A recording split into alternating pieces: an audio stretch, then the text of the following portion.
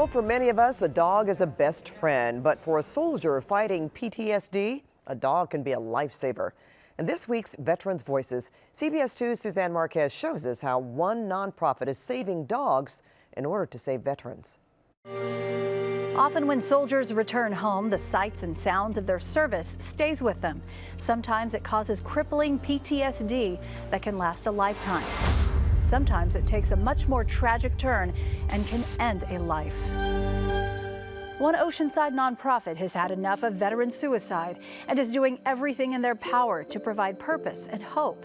And they're doing it 4 paws at a time. We often say it's life-changing, and then we're often corrected by our veteran recipients to say that it's not just life-changing, but it's life-saving.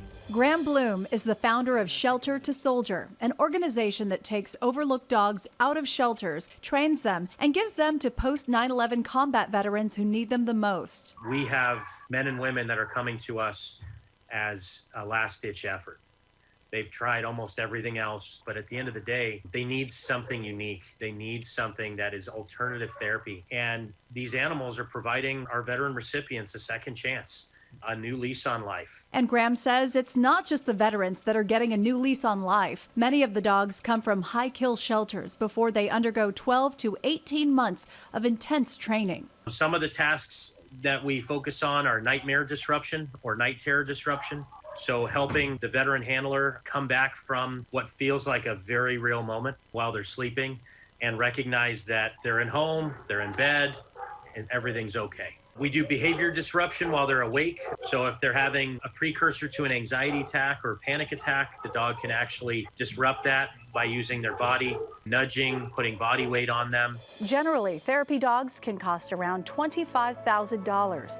But through Shelter to Soldier, the dogs are free, but only after they find the right match. We start speed dating.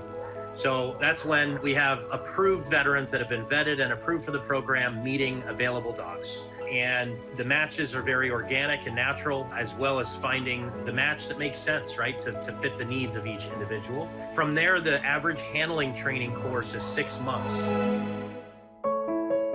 People saving dogs, saving people. Shelter to Soldier service dogs are changing lives and saving lives, and we see it every day, and we're grateful to do the work that we do. Suzanne Marquez, CBS 2 News. If you are a veteran or you know of a veteran who has an interesting story or needs help, we want to hear from you. Just email us at veteransvoices@cbs.com.